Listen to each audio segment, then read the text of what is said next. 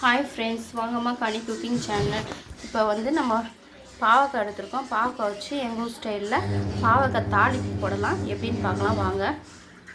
நல்லா இது மாதிரியுமா நல்லா ரவுண்ட் ரவுண்டாக இது மாதிரி அறுத்து போட்டுக்கலாம். பெரிய பாவக்காயாக இருந்தால் கொட்டை நிற்கிடுங்க. இது வந்து பிஞ்சு பாவக்காய் தான் நான் போட்டிருக்கேன், அதனால் நீங்கள் அப்படியே போட்டுக்கலாம். இதுக்கு வந்து தேவையானது வெங்காயமும் இந்த காஞ்ச மிளகாவும் தான். அவ்வளோதான். இதை வச்சு தான் நம்ம தாளிப்பு பண்ண போகிறோம். பார்க்கலாம் வாங்க. நல்லா இந்த அளவுக்கு எண்ணெய் ஊற்றிருக்கோம்மா. இப்போ வெங்காயம் போட்டுக்கலாம். இப்போ காஞ்ச மிளகா போட்டுக்கலாம். அப்படியே காரமே இதாம்மா, காஞ்ச மிளகா தான் இதோட காரமே. வதக்கலாம்.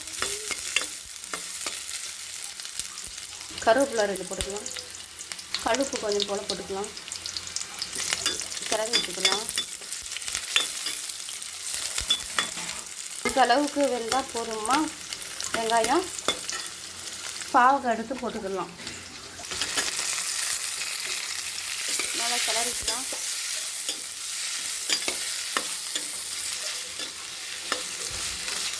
ஒரு 5 நிமிஷம் மூடி போட்டுக்கலாம். தண்ணிலாம் ஊற்றவே தேவையில்லை.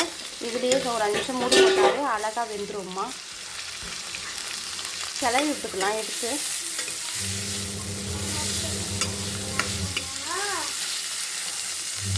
நல்லா வதங்கிடுச்சுமா. இதுதான் எங்கள் ஊர் ஸ்டைலில் பாவக்காய் தாளிப்புன்னு சொல்லுவாங்க. கஞ்சியெலாம் மிஞ்சிச்சுன்னா கஞ்சியை புழிஞ்சு வச்சுட்டு இது மாதிரி செஞ்சுட்டு சோத்தில் வச்சு இந்த காஞ்ச மிளகாவும் பாவக்காயும் வச்சு சாப்பிடுவாங்கம்மா. நீங்கள் எப்படி செய்வீங்கன்ட்டு லைக் பண்ணுங்கள், ஷேர் பண்ணுங்கள், சப்ஸ்கிரைப் பண்ணுங்கள். இந்த வீடியோ பிடிச்சிருந்தா இதான் எங்கள் ஸ்டைல். எங்கள் ஊரில் எங்கள் பாட்டிங்கெல்லாம் செய்வாங்க இந்த மாதிரிலாம். டாட்டா பாய்.